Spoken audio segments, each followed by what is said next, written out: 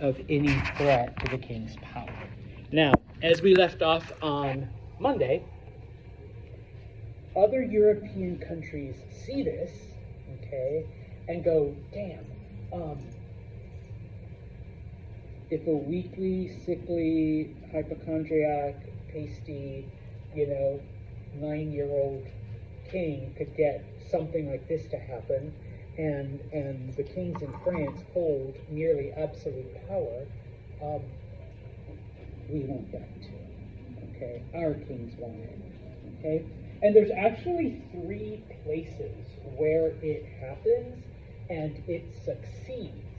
Not necessarily the same way as in France, okay? They don't get rid of the nobles and send them off to, whatever, to become the royal, shoe shiner or, things of that nature, okay?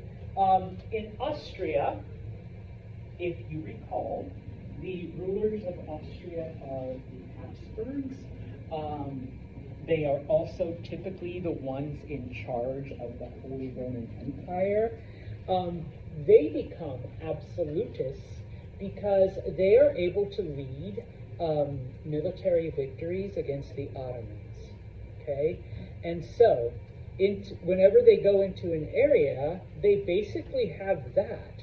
And they're like, you give us all your allegiance. You do everything that the Habsburg king tells you, and we will protect you from the Ottomans. We will protect you from, being absorbed by these, and no offense to any Muslims in here, these Muslim heathens, they're going to kill you and force you to do whatever.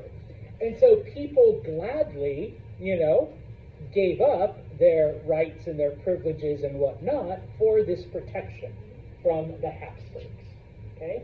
Now, I know we've talked about, how there were, hundreds of German kingdoms and whatnot, okay? And that they all came together and allied themselves as the Holy Roman Empire.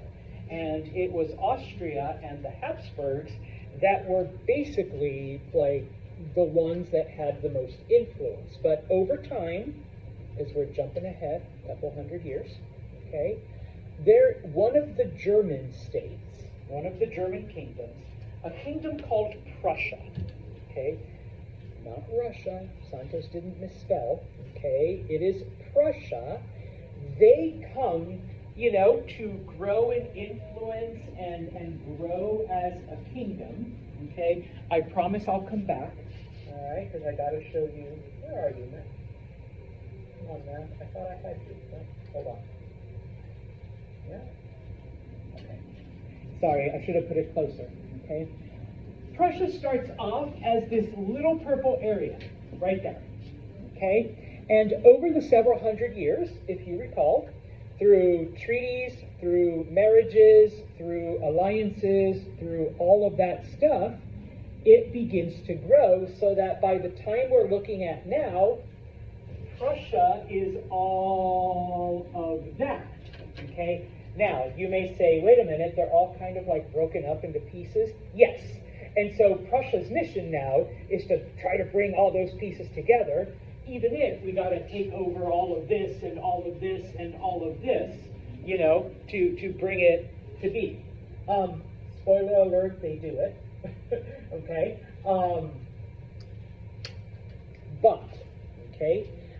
The family who rules over Prussia are the Hohenzollerns. Sorry, those damn German names. You're lucky, Morgan, we got an easy one, vegans. All right, why couldn't it have been the vegans? All right, no, the Hohenzollerns, okay, they achieve it by going to the wealthiest of all the families, and they tell them, if you give unlimited support to the king, number one, you will never, ever have to pay taxes again. Because we all love paying taxes, right? Yeah. Now, they didn't even like it back then either. Okay, so, no taxes, and we just give up all our rights and, pledge our allegiance to the Prussian king. They're like, yes, number one. Number two, now, the Prussians were basically like the 18th and 19th century version of the Spartans. Okay, they were a warlike society. They glorified warfare, and a man's greatest achievement and mission and accomplishment would be becoming a soldier and going off into battle. Okay, it was a very Germanic tradition.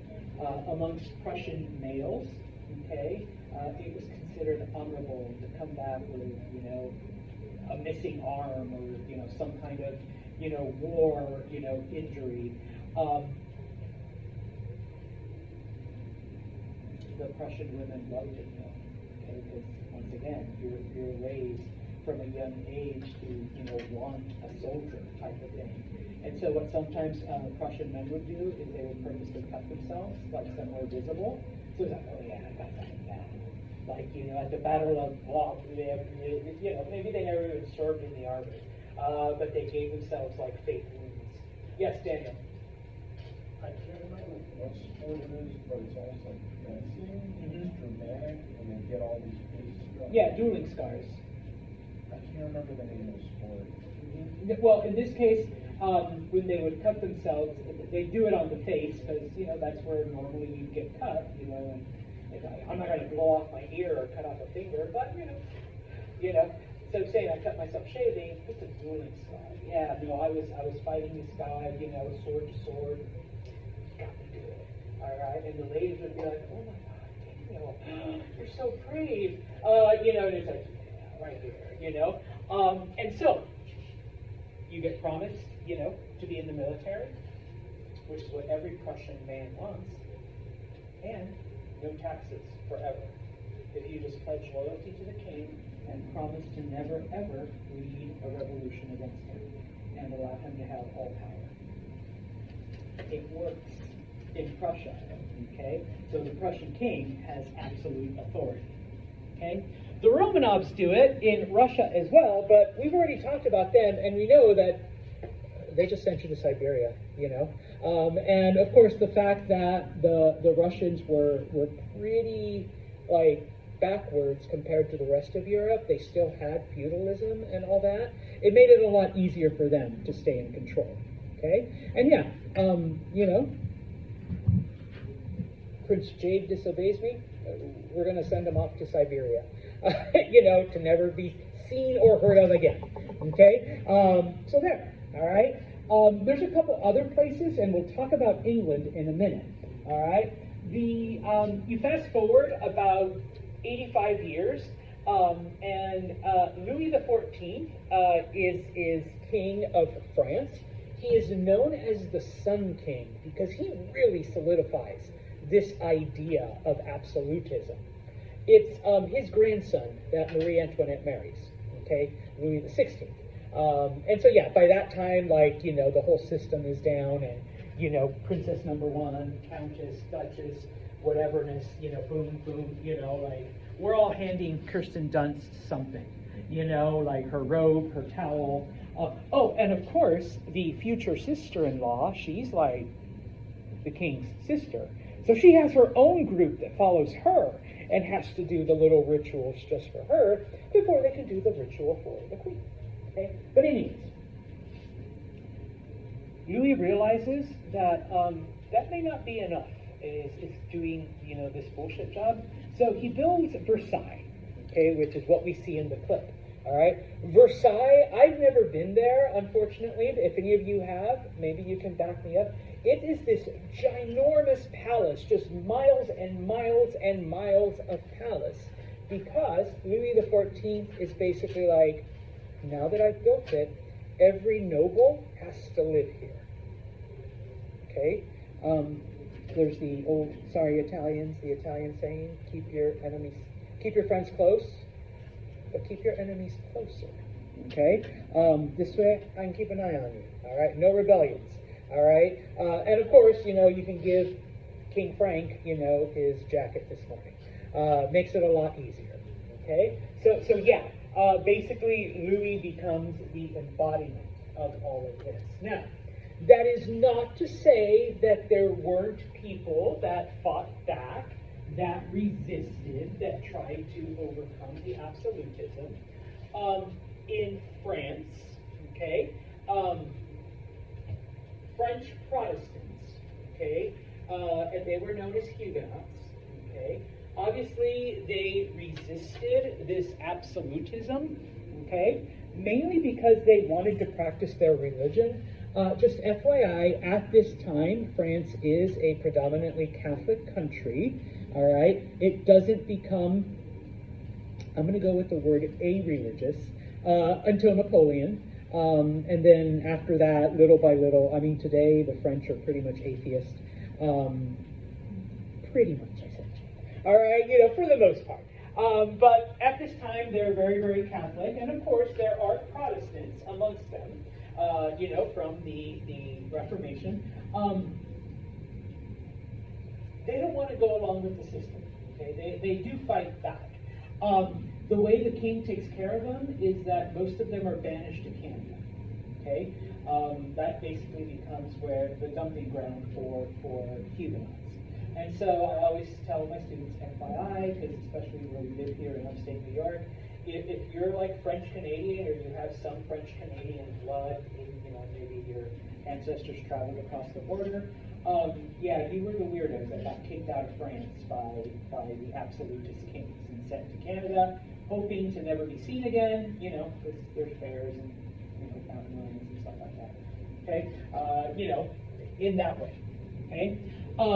Obviously, even though the peasants did not have the power, and typically the revolutions weren't led by peasants, I mean, the French do change that eventually, but stereotypically it wasn't always the peasants that did it.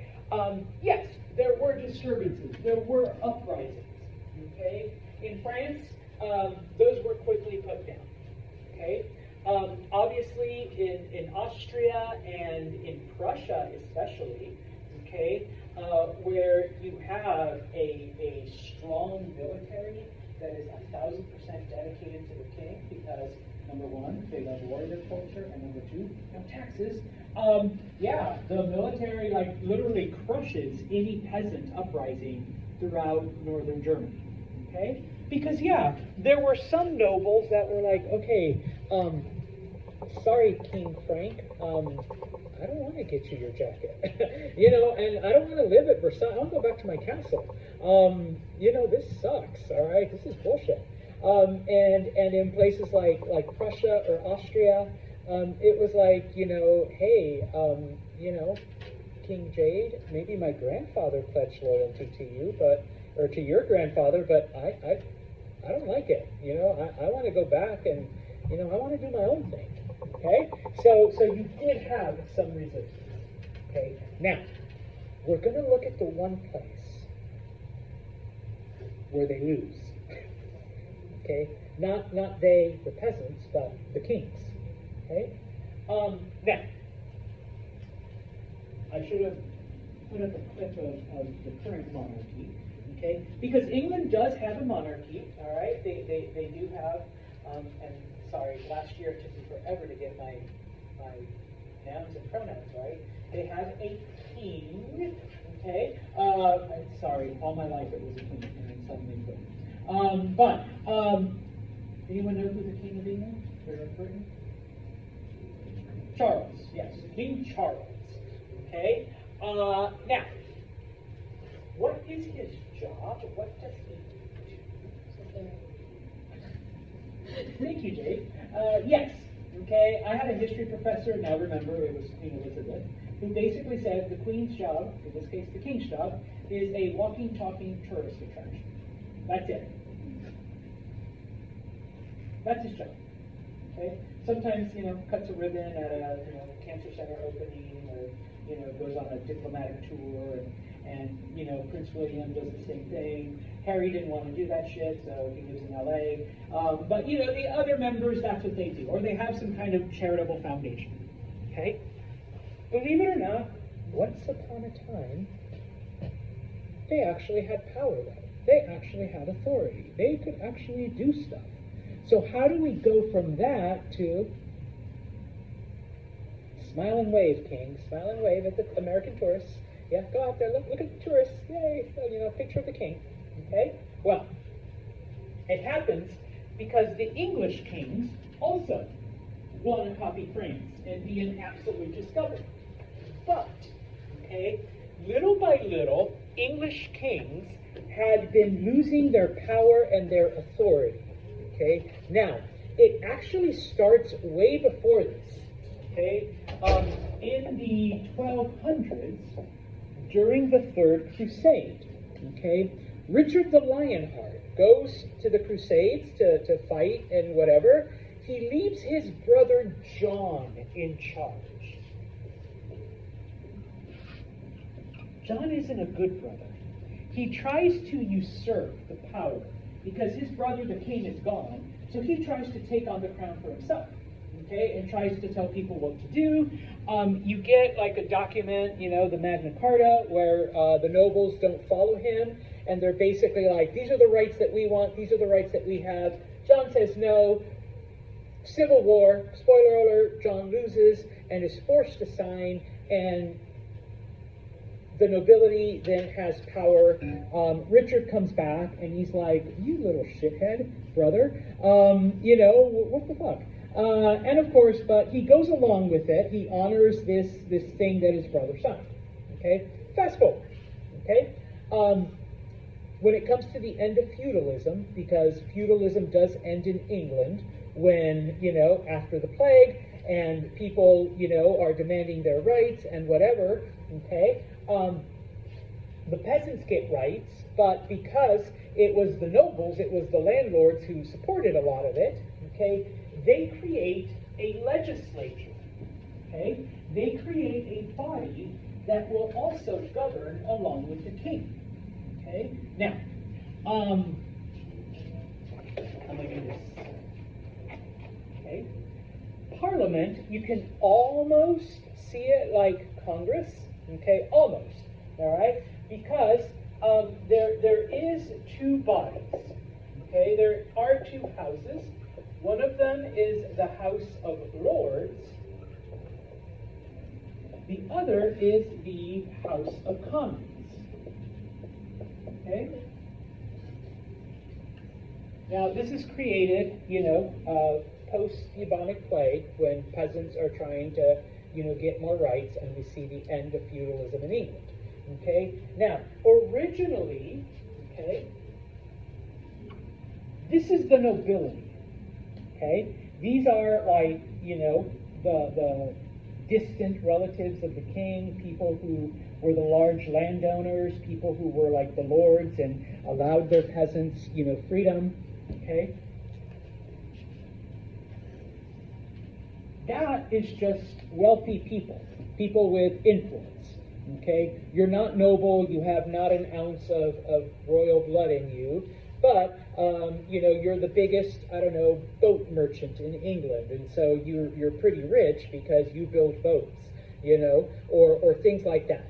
Okay? Now, originally, the House of Lords had basically all the power. Okay? The House of Commons, it was just an afterthought, like, okay, we don't want the other people to get too upset, so we'll throw them a bone. Okay? 2025, just FYI, the roles are reversed.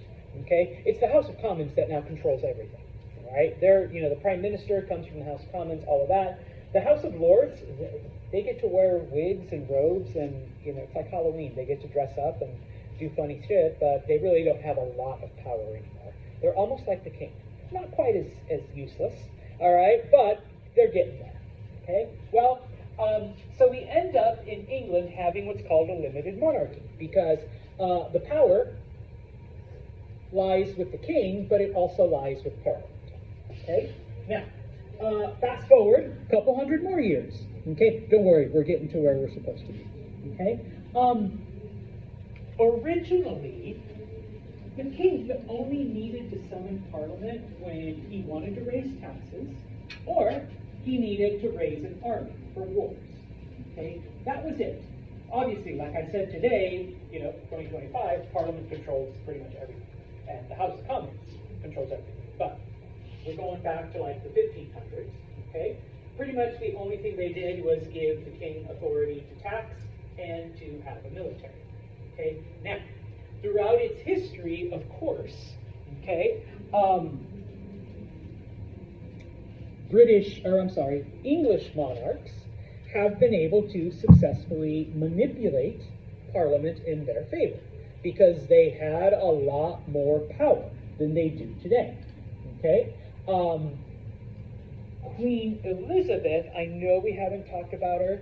She was one of the daughters of Henry VIII, who eventually came to power. She became the Queen of England. Had to fight her own sister for it, you know how sisters can be,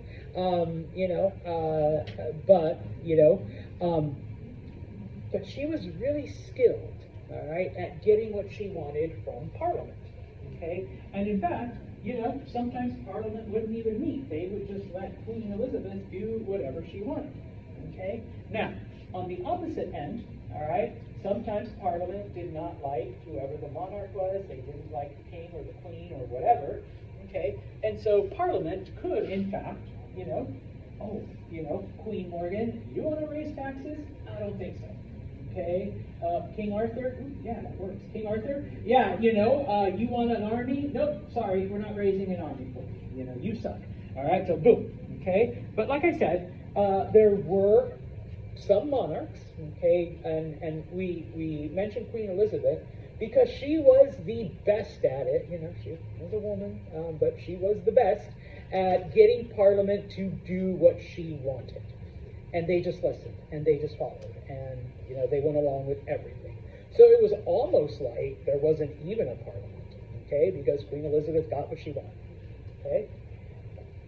Just as a side note, it kind of helped that, she was single her whole life. She never married, okay? And so the fact that she was able to manipulate men by promising them, sexual favors, or that they could marry her and then they'd get to be the king and all that to get what she wanted, yeah, it worked, okay? According to stories, even in her 60s, like, people were still after her because it doesn't matter if she's like in her 60s, she was still pretty hot, but also you get to be the king, all right? So, it would work out, okay? Now, after she dies, other monarchs were not as good as her at manipulating Parliament, nowhere near. And that's where they begin to lose power. Okay? Now, and so, because of this, other kings, okay, are less successful in getting Parliament to do what they want. Okay? And so, through English history, and this is one of the reasons as well, why, even though England sent out an explorer in 1493, not too long after Columbus, number one, John Cabot, he disappeared and never came back, so that's kind of scary. But one of the second reasons was because England was going through its own issues, okay? And in this case, it's king versus Parliament, all right? King wants to send out more boats. Parliament says, oh yeah, good luck, where are you going to get the money? Because we're not giving it to you. Okay, type of thing. All right? Now, fast forward again. Okay? Henry VIII creates the Church of England. Okay? Catholic Church won't give him a divorce, or, an annulment. He creates his own church, annuls himself, and so he's able to marry as many wives as he wants. All of that. Okay? Now, because the Church of England, the head of the church is either the king or the Queen of England, okay, obviously they support him, okay? As an FYI, we refer to members of the Church of England as Anglican, okay? Now, just because Henry, okay, created the church and it's now the institution in England, does not mean that everyone, okay, immediately supported it, okay? You still have Catholics in England and in whatever English territory, people are living in. And obviously, if you've been Catholic for 1,000 years, People aren't just suddenly going to give up Catholicism and go to Anglicanism just because the king said so. All right. So there was conflict for the longest time over this. Okay. We can't pretend that there wasn't. Okay. And I know for you guys it's like history, but for me, when I was in high school, in Ireland especially, Protestants versus Catholics, it was like they were like car bombing shit all the time against each other. Okay, type of thing. So even into the once again, before you guys were born, but even into my present day, yes, it was still an issue. Okay. Oh, and of course, remember one of the tenets of Protestantism comes from protest. Okay, is that you interpret scriptures for yourself. You interpret the Bible for yourself. You don't follow just one thing. You only follow the Bible. And so, in addition to Anglicans, who started because Henry VIII wanted to marry another woman, you do have other branches of Protestantism, specifically Calvinism. Okay? The Puritans, the people that we celebrate and whatever on Thanksgiving, they were English Calvinists. Okay? And they opposed the Anglican Church because, in essence, especially during this time, it was basically just the Catholic Church, but with the king in charge instead of a pope. They did the same rituals. They did all of the stuff. They had the clothes, the robes, the gold, the crosses, like all of the stuff that you would see in a Catholic Church, just with a different head and a different name. Okay? Whereas, remember, Calvinists, they believed in bare bones, simple, only the Bible. Okay? Why the hell do you have a gold cross with like a bleeding Jesus? All right? Just two sticks, glue them together, boom. That's all you need for a cross. All right? Why do you have these big soft benches and no, hard wood, all right, yeah, and then your knees get nuts on them from all the kneeling you have to do, all right? No, okay, so, all right, we have a group of people that support Parliament because they felt that Parliament, the Puritans felt that Parliament was on their side, and of course, the Church of England supports the king because the king's the head, all right? In 1640, it all comes to a head, okay? And I say that ironically because the king is Charles I. He is trying to get money from Parliament, okay? Because he needs money. He's trying to raise taxes.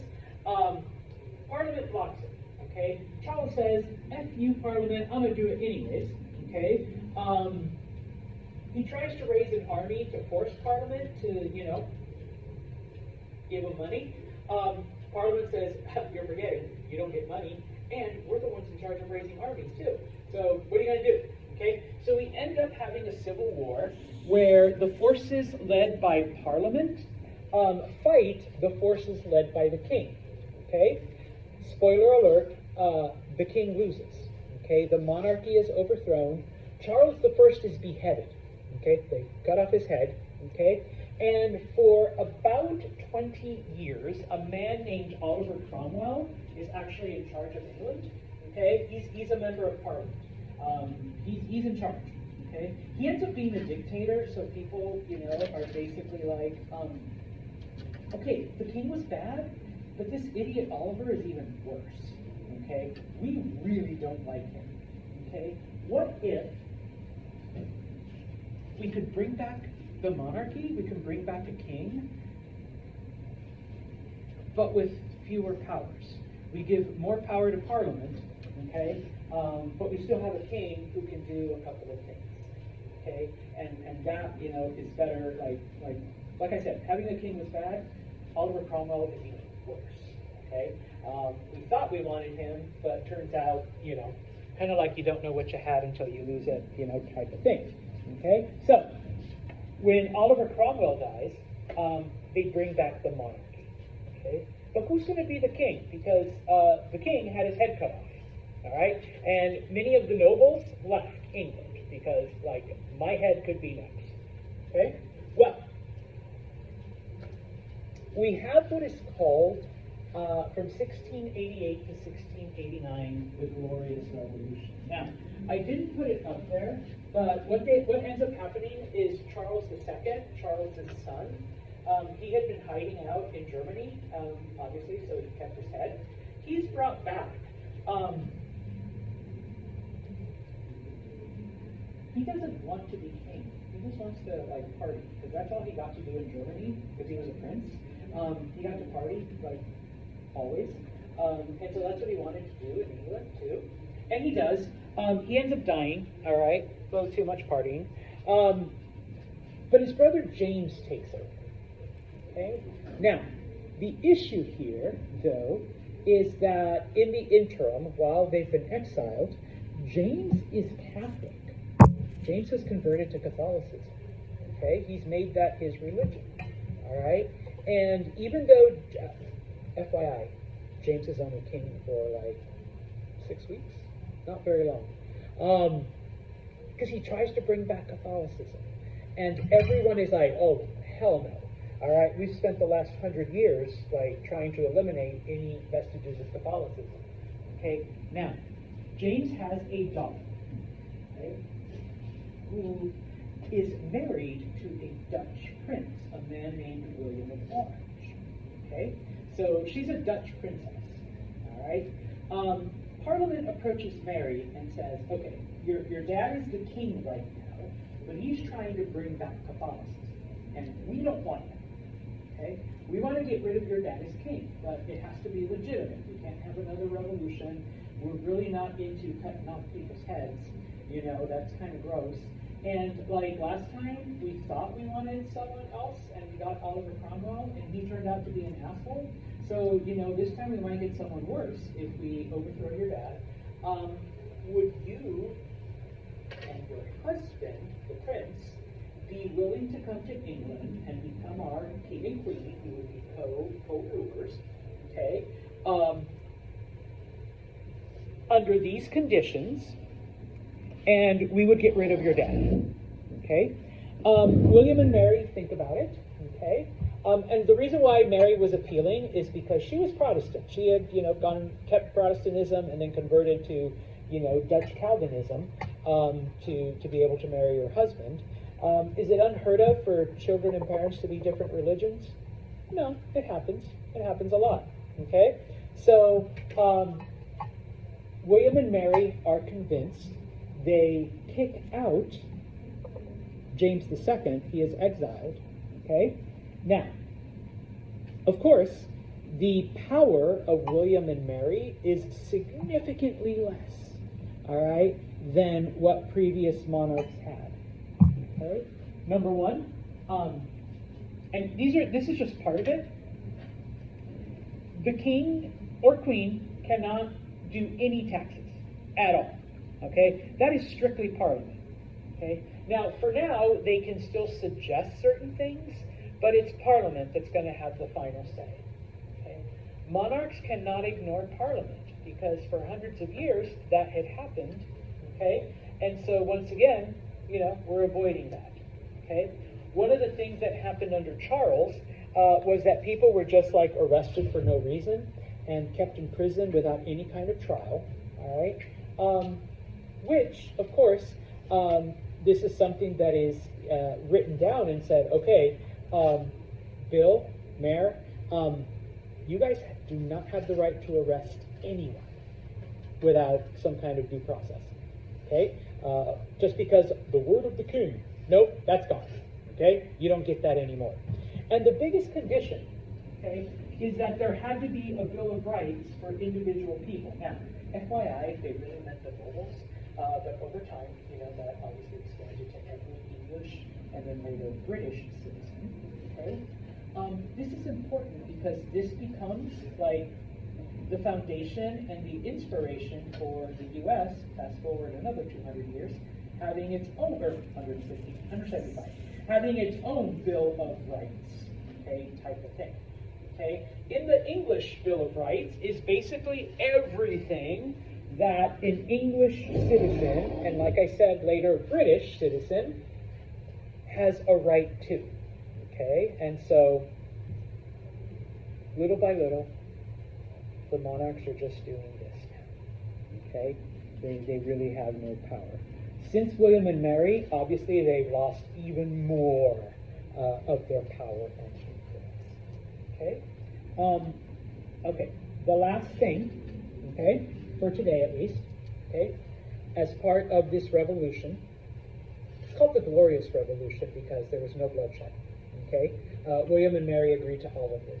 Number one, or no, we already did number one, Bill of Rights and all that stuff. Next thing on the list, because your dad tried to bring back Catholicism, the monarch has to be Anglican. The Anglican Church is the Church of England, the official Church of England. So anyone who wants to rule over England has to be Anglican, especially since the head of the church is the King of England. All right? It makes no sense to have a head of the church if he's going to be Catholic. Okay? So you have to be English. Okay? Just FYI, fast forward to 2025. Prime Minister has to be Anglican. All right? And we have had instances where, people have converted to be able to be a part of the English government. Okay? From either Catholicism or some other religion to the Church of England. Okay? Next, okay? It is right around this time that the English take over Scotland. Okay? Actually, this has already been a thing. James the First, okay, who had been one of the kings, the line ended, and so he was kind of a distant cousin of the English royal family. He was already king of Scotland. He was James the Sixth in Scotland, but because he was like the next closest, he gets brought down to London, and he becomes James the First. Okay. So we have a Scotsman on the throne. Okay. Now, obviously, he converts, but the Church of Scotland is the Presbyterian Church. Okay. And so, because the current kings, all right, had in fact been Scottish at one point, okay, you got to leave our ancestral religion alone. Okay. So, FYI, if there's any Presbyterians in here, it's basically the Church of Scotland. Okay, you just can't call it the Church of Scotland in America. All right, so it's the Presbyterian Church. Same thing. I think I already did this with you once. The Church of England, the Anglican Church. You can't call it the Church of England here in America. What is it? The Episcopalian Church. Okay, go find an Episcopalian church. I promise you're going to see the English symbol, the white field with the stars, the little statue star. Okay, the symbol of England. Okay, so yeah. Okay. Oh, and also Jewish people. Okay, you can't persecute Jewish people. All right, because anti-Semitism has been a thing for as long as there's been Jewish people. Okay. Now, of course, Catholics, you don't have to give up your stuff. Just don't cause any problems for us anymore. Okay, we're kind of tired of all the fighting. All right. For the most part, Catholics keep their promise. All of the stuff that I mentioned, that happened in Ireland, so, yeah. All right, that's the Irish. No offense, Irish. But, Jay's like, come on, watch it, Santos. Look at my name, it's O'Donnell. So, yeah, okay. But for the most part, the Catholics are like, okay, you leave us alone, we won't cause any problems. Okay? And so, we come into the year 1700, okay? The English kings have basically lost all of their power. Okay? Parliament is now the one doing most of the stuff. Okay? And so, all right, they tried to be absolutist. They failed miserably. Okay? And the kings have lost most of the things that they had before. But I like to remind people, does Austria have a king today? Does Germany have a king? Does France have a king? So all of the countries that became absolutist lost their monarchy. Oh, do the Russians have a king? Putin doesn't count. All right, yeah. Does England have a king? The ones that gave up power are still around. Okay, the ones that tried to hold on to it by any means are gone. Okay? So, I'm going to